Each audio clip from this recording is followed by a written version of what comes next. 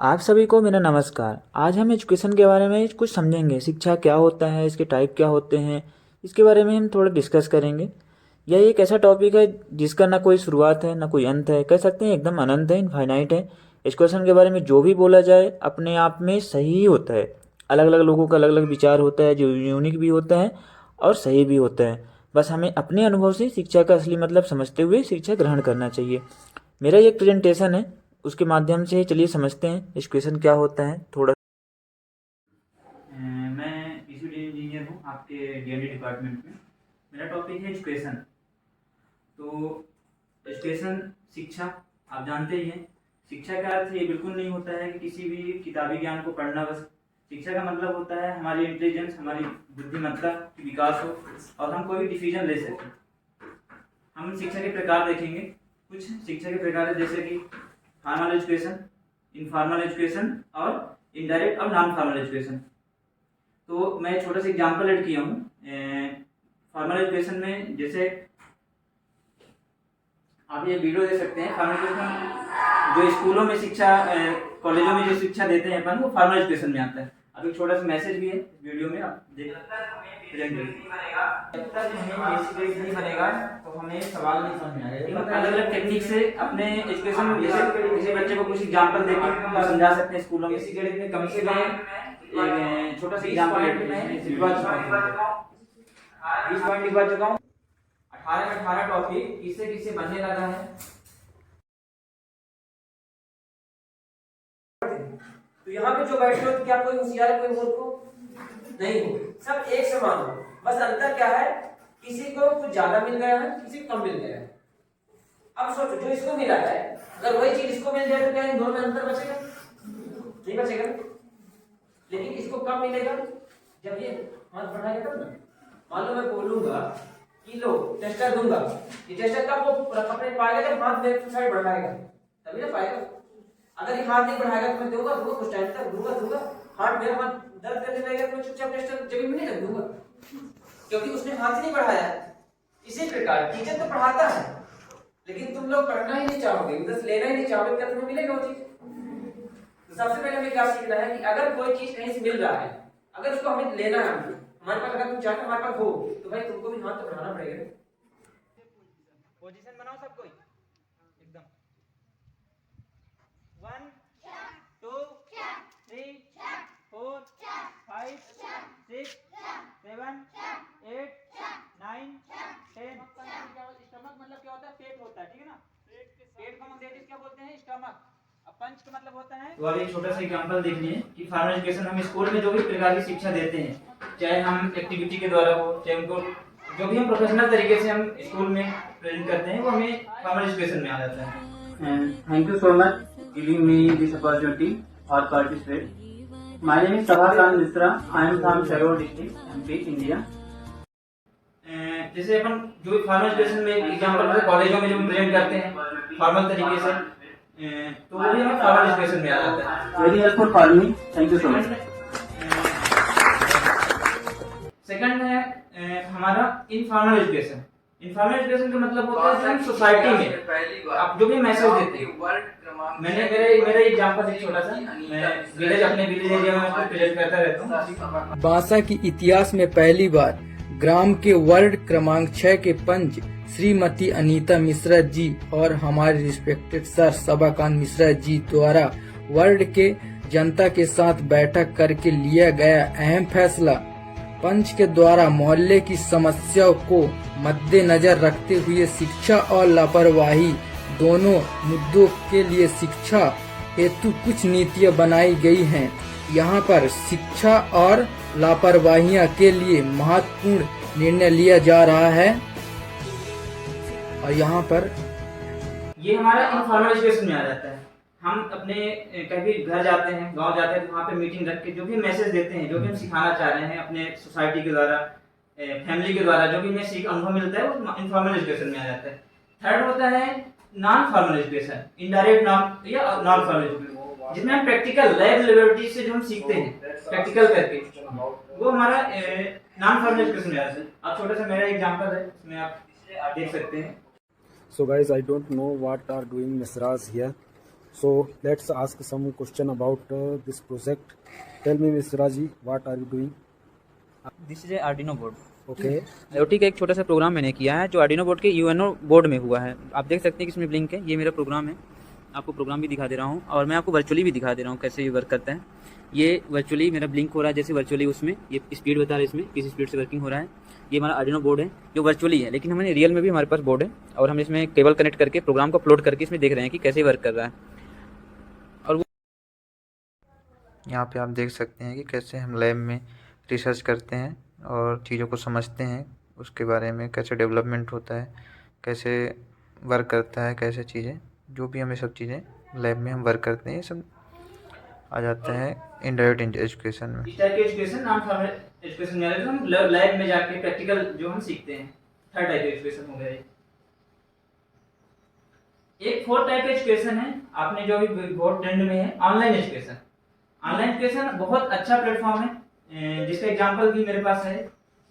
आप देख सकते हैं कि हम ऑनलाइन अपने कहीं भी किसी भी कोने में बैठ के हम किसी को भी ऑनलाइन शिक्षा दे सकते हैं। जो गांव में जैसे बहुत सारे सिटी में नहीं आ पाते हैं, कुछ रूम रहने की प्रॉब्लम, फाइनेंशियल प्रॉब्लम, वहां पे बैठे हम अच्छे से अच्छे एजुकेशन ऑनलाइन के माध्यम से सबको दे सकते हैं। छोटा सा एग्जांपल है, मैं भोपाल में रहता हूँ, कभी टाइम मिलता है तो अपने विलेज के स्टूडेंटों को यहाँ से एजुकेशन देता हूँ ऑनलाइन के माध्यम से। ठीक है। Nanni Tiwari present sir. Sachin Barman present sir. Sakshi Mishra Satya Pathak present sir. Shivani Prajapati present sir. Trilochana Singh. Present sir. Example से ऑनलाइन एजुकेशन का। अब हम अगर बात करें शिक्षा के महत्व की, शिक्षा का महत्व हम सबको पता है कि ये व्यक्ति को आत्मनिर्भर बनाता है, किसी भी इंसान को आत्मनिर्भर बना रहा है, समाज में जागरूकता फैलाता है। तीसरी चीज की हमें फाइनेंशियली भी सपोर्ट करता है, सामाजिक जो हमारा समाज के विकास में भी योगदान रहता है शिक्षा का सबसे बड़ा। और हमारे वैज्ञानिक सोच को भी इम्प्रूवमेंट करता है कि हम कोई भी इनोवेशन कर सके, रिसर्च कर सके। शिक्षा के माध्यम से ये सब पॉसिबल है। कह सकते हैं कि मतलब जानकारी प्राप्त करने की प्रक्रिया नहीं है, ये हमारे मतलब जीवन जीने की कला है, अगर हम ऐसा बोल सकते हैं। शिक्षा हमारे जीवन जीने की कला है, जिसमें भाषा का बहुत बड़ा रोल होता है। जैसे आप कभी किसी को देखे होंगे कि अगर हम किसी को शिक्षा दे रहे हैं, नॉलेज दे रहे हैं, एजुकेशन दे रहे हैं, सामने वाले को अगर भाषा उस चीज का नॉलेज नहीं है, अगर हम दूसरे भाषा देंगे तो कोई मतलब का नहीं होगी वो शिक्षा। तो भाषा का सबसे बड़ा रोल होता है, जहाँ पे हमें ध्यान रखना चाहिए कि सामने वाले को हम कुछ रिप्रेजेंट कर रहे हैं तो उसे किस भाषा में समझाना चाहिए, उसके अकॉर्डिंग हमें शिक्षा देना चाहिए।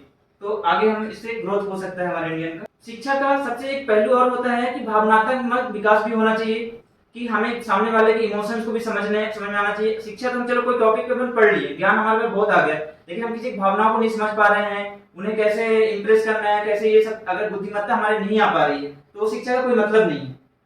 समझ रहे हैं? जैसे अगर कोई रोड पे कोई पड़ा है, एक्सीडेंट हो गया किसी का, अगर हम अपने सोच रहे हैं कि हम तो एजुकेटेड हैं, हम क्यों किसी को वो करें, तो वहां पे हमें भावनाओं का भी ध्यान रखना चाहिए कि हमें उसको मतलब हेल्प करना चाहिए। तो ये सब भावनात्मक बुद्धिमत्ता विकास में आ जाता है, शिक्षा के पहलू होता है।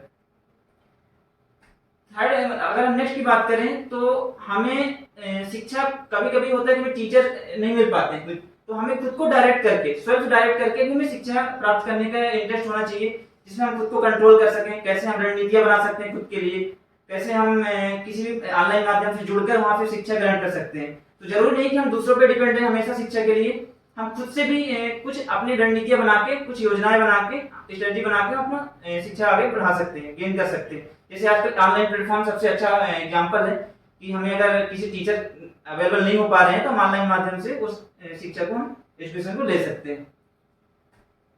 वही इसमें है कि शिक्षा के द्वारा हम आत्मनिर्भर बनते हैं, शिक्षा के द्वारा हमें डर हमारा खत्म होता है कि अगर हम कोई भी निर्णय ले सकते हैं, कभी भी कुछ भी अगर हमें प्रॉब्लम आ रही है तो आत्मविश्वास बढ़ता है। छोटे छोटे जो प्रॉब्लम्स आते हैं, छोटे बड़े कोई भी निर्णय लेना हो तो शिक्षा अगर हमारे पास है तो हम उसमें बहुत अच्छे से निर्णय ले पाएंगे शिक्षा के माध्यम से।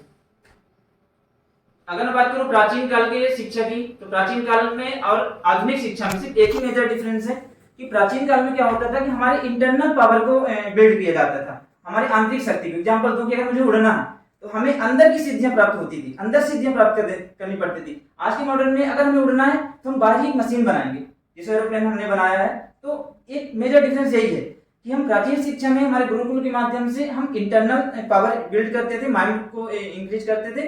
अभी हम फिजिकल में वर्क कर रहे हैं कि हम अगर हमें कुछ चाहिए तो हम एक रोबोट बना दिए, हम एरोप्लेन बना दिए, जो भी हम बाहरी चीजों में हम वर्क कर रहे हैं। ये अभी मॉडर्न शिक्षा में हो रहा है।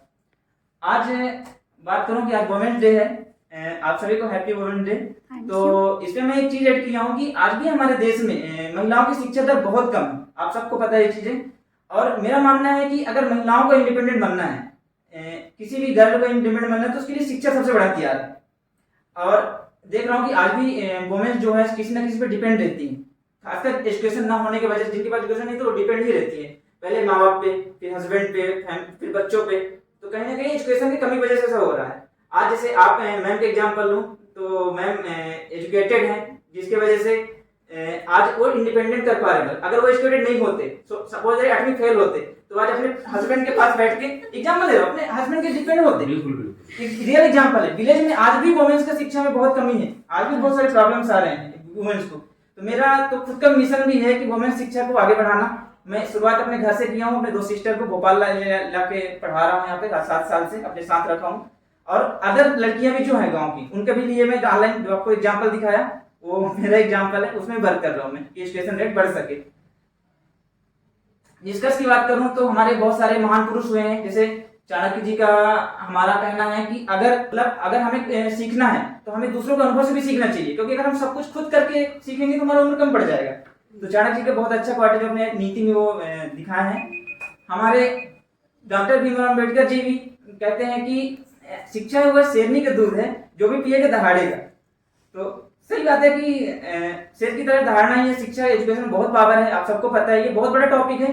इसे तो हम इसमें बात करना चाहें तो पूरे दिन बीत जाए, कम नहीं होगा। हमारे एक कार्ल रॉजर्स हैं, वो मॉडर्न एजुकेशन के बारे में कहते हैं कि केवल वही व्यक्ति शिक्षित है जिसने सीखना और बदलना सीखा है। तो हमें सिचुएशन के अकॉर्डिंग और हमें सीखते रहने को कंटिन्यू करना है कि कोई भी व्यक्ति यहाँ पे वेल एजुकेटेड 100% एजुकेटेड नहीं हो सकता है। ये इनफाइनाइट है, जो एजुकेशन है इनफाइनाइट है, नॉलेज इनफाइनाइट है, कभी लिमिटेशन है ही नहीं, इसका लिमिटलेस है। तो कार्ल रॉजर्स जी कहते हैं कि हमें भविष्य के जो फ्यूचर एजुकेशन है उसके लिए हमें निरंतर वर्क करते रहना चाहिए अपने एजुकेशन पे और बदलना सीखना चाहिए। जैसे अभी हिमांशी ने जो टेक्नोलॉजी के बारे में बताया था, हमें उससे भी अवेयर होना चाहिए। भले आप नॉन टेक्निकल बैकग्राउंड से आते हैं, लेकिन नॉलेज तो होना चाहिए एटलीस्ट। और उसके लिए आप गूगल का यूज कर सकते हैं, ऑनलाइन बैकग्राउंड करते हैं। आप हमारे डिपार्टमेंट कभी आके हमसे टाइम जब भी आप फ्री रहें, ट्रेनिंग नहीं बोलता हूँ, आप डिस्कस कर सकते हैं, नॉलेज ले सकते हैं। एटलीस्ट नॉलेज क्यों होना चाहिए, इसके सबसे बड़े एग्जांपल दे रहा हूँ मैं कि आप मोबाइल तो यूज कर ही रहे हैं ना, मोबाइल, क्योंकि आप टेक्निकल से कब तक भागेंगे। मोबाइल यूज कर रहे हैं तो आप पता होना चाहिए कि ये डिवाइस का क्या लिमिटेशन है, क्या है, जिससे आपको हार्मफुल भी ना हो, है ना। नॉलेज टेक्निकल रहेगा तभी ये पॉसिबल है। तो एजुकेशन बहुत बेस्ट टॉपिक है, ये हो नहीं सकता कभी कंप्लीट। तो थैंक यू सो मच आप सबको।